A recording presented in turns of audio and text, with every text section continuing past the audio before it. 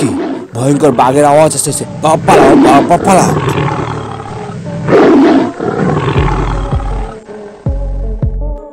সুন্দরবনের পাশেই সুন্দরপুর নামে একটি গ্রাম ছিল। এই গ্রামের লোকরা খুবই কর্মশীল ছিল। সারাদিন মাঠে ঘাটে শুধু কাজ করত এবং সন্ধ্যায় বাড়ি ফিরত। গ্রামের লোকদের কাজে যাওয়ার জন্য একমাত্র রাস্তা ছিল সুন্দরবনের পাশ দিয়েই।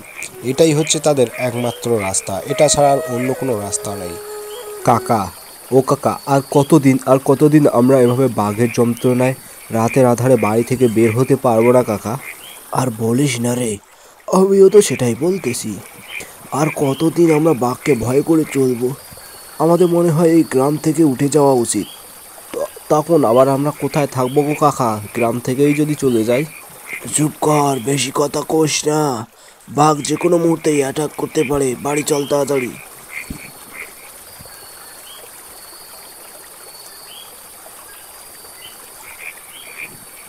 কি গো, তুমি এখনো ঘুমাওনি দেখতেছি। এত রাত জেগে আবার কি করো? ঘুমো। আর একটু নাশপাতি আনলাম ব্যাগে করে, এই নাও দেখি। তাড়াতাড়ি কিছু খাবার দাও, খেয়ে তাড়াতাড়ি ঘুমাবো।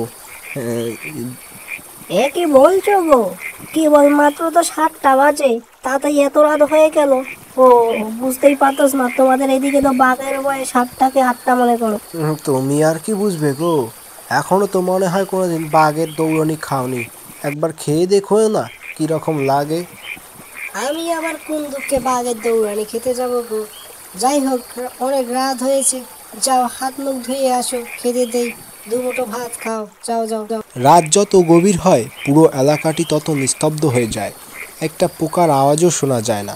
সবাই যেন কেমন চুপচাপ হয়ে যায়। আর এদিকে সুন্দরবনের সেই বাঘটি গ্রামের মধ্যে প্রবেশ করে শিকার খোঁজার জন্য। সারা দিন রাত্রে শুধু শিকারই খোঁজে।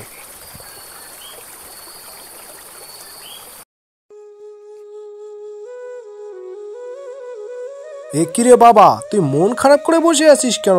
তোর মন খারাপের কারণ কি বুঝতে তো পারতেছি না। তুই যে আবার কখন কি ভাবিস তো আবার কিছু বুঝতেই পারি না আমি। আচ্ছা বল দেখি কি কারণে মনটা খারাপ, বাবাকেই তো বলা যায়। বলা তো অবশ্যই যায় বাবা, তুমি তো আমার কথা কিচ্ছু শুনো না। তোমাকে আমি কত করে বললাম, অনেক দূর থেকে আমরা এই নতুন গ্রামে আসলাম, নতুন গ্রামে তো কিচ্ছু চিনি না। তাই নতুন গ্রাম আবার কি চিনবি রে বাপ? নতুন গ্রাম তো গ্রামই, আমাদের আগের গ্রামটাও যেমন, নতুন গ্রামটাও যেমন। এটা তো যেমন, আগেরটা তো তেমন, ঠিক একই রকম। ইচ্ছা মতো ঘুর। কি বলেছে তোকে মানা? দূর বাবা, তুমি বুঝতেই চাও না। আমাদের আগের গ্রামটা ছিল আলাদা, এটা আলাদা। আমাদের আগের গ্রামে দেখার মতো কোনো জিনিস আছে? নেই তো, শুধু চারিদিকেই শুধু খোলা মাঠ। ও তো কি সমস্যাটা কি আমাকে বল তো? তোর সমস্যা আমি কিছু বুঝতে পারি না রে।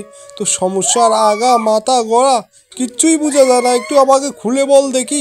তাড়াতাড়ি বল, আমার আবার মাঠে যেতে হবে। বল। আসলে বাবা, তুমি বুঝতে চাচ্ছ না কেন যে আমাদের পাশে, এটা গ্রামের নাম হচ্ছে সুন্দরগঞ্জ, কিন্তু পাশে সুন্দরবন নামে একটা জঙ্গল আছে, যেখানে কিনা মানুষ দূর দূরান্ত থেকে ঘুরতে। চুপ! ভুলেও আর সে কথা মনে আনবি না। মুখে তো দূরের কথা। সুন্দরবন ঘুরতে যাবে? সুন্দরবন সম্পর্কে জানিস? এখানকার লোকজনের কাছ থেকে কিছু ধারণা নিয়েছিস? তুই শুধু মরণের ভয়। কেন বাবা, সুন্দরবন মানুষ দূর দূরান্ত থেকে ঘুরতে আসে। সুন্দরবনে অনেক সুন্দর সুন্দর প্রাণী দেখা যায়। সুন্দরবনের বাঘের জন্য তো বিখ্যাত। ভুলেও এ কথা মনে আনবি না, বুঝলি? এই সুন্দরবনের প্রাণীরা নাকি, সুন্দরবনে যে ভয়ঙ্কর ভয়ঙ্কর বাঘ দেখা যায়, এরা মানুষের প্রাণ নিয়ে নেয় রে বাপ। মানুষের প্রাণও থয় না। আর তুই কি বলিস বলতো? এই জন্যই তো আমি তোমাকে কিছু বলতে চাই না বাবা। তুমি আমার কোনো কথাই রাখো না। কত শব্দ ছিল যে আমি সুন্দরবন ঘুরতে যাব, কিন্তু তুমি দিলে তো মনটা। কান্না করিস না তো। তোর কান্না আমার একদম সহ্য হয় না রে। তুই আমার একমাত্র ছিলি, এত কান্না করলে চলবে? চুপ। আচ্ছা, সমস্যা নেই, নিয়ে যাব তো, সুন্দরবনে ঘুরতে নিয়ে যাব। বাবা, আজকেই কিন্তু আমরা সুন্দরবন ঘুরতে যাব। যেহেতু যাবো আর দেরি করব না, আজকেই যাব। সুন্দরবনের নাকি বাঘগুলো অনেক সুন্দর, আমাদের বইয়ে লেখা আছে বাবা। আচ্ছা, চিন্তা করিস না, আমি কাজে যাই, বিকালে নিয়ে যাব। সন্ধ্যার আগেই কিন্তু বাড়ি ফিরতে হবে। রাতে নাকি ভয়ঙ্কর ভয়ঙ্কর বাঘ দেখা যায়, যারা মানুষকে গিলে খায় রে বাপ। তুই তাড়াতাড়ি রেডি হয়ে থাকিস, হ্যাঁ? আচ্ছা বাবা, তুমি যাও, কাজে যাও, কাজ থেকে কিন্তু তাড়াতাড়ি এসো। আমি কিন্তু রেডি হয়ে বসে থাকবো। আমাদের আবার তাড়াতাড়ি সুন্দরবন যেতে হবে, কি বলো, তাই না? তুমি তাড়াতাড়ি যাও, যাও যাও, আমি দেখতে। তারপর রহিম চলে যায় তার কাজে। তারপর এদিকে রতন যায় সজীবের দোকানে কিছু খরচ কিনতে। আর রতন দাগো, তাড়াতাড়ি কিছু আনাজপাতি দাও, এইদিকে সন্ধ্যা হয়ে যাচ্ছে, বেলা ডুবে যাচ্ছে, তাড়াতাড়ি দাও দেখি।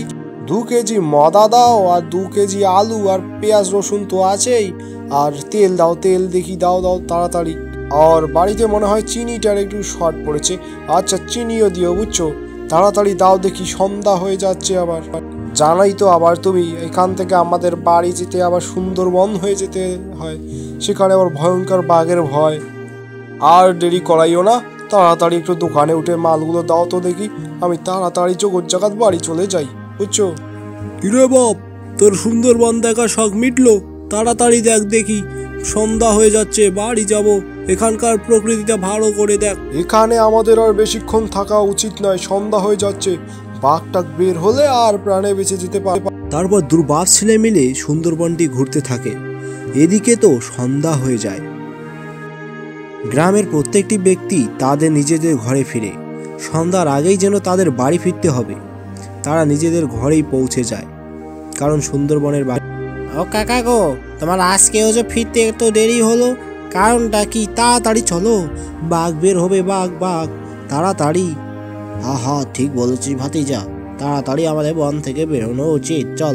এ কাকা, বুঝতে পারি না কেন জানি প্রত্যেক দিন যতই তাড়াতাড়ি খরচ টরচ আনাজপাতি কিনে বাড়ি ফেরার জন্য রেডি হই, ততই কেন জানি সন্ধ্যা হয়ে যায়।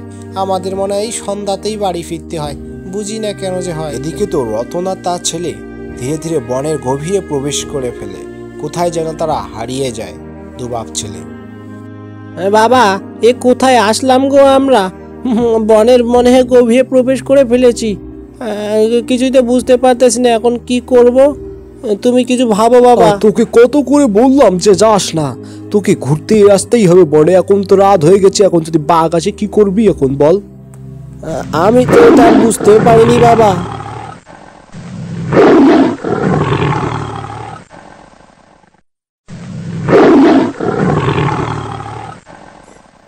পালা পালা, বাঘ বাঘ, পালা, জোর দৌড় দৌড় দৌড় দৌড়, জোরে জোরে।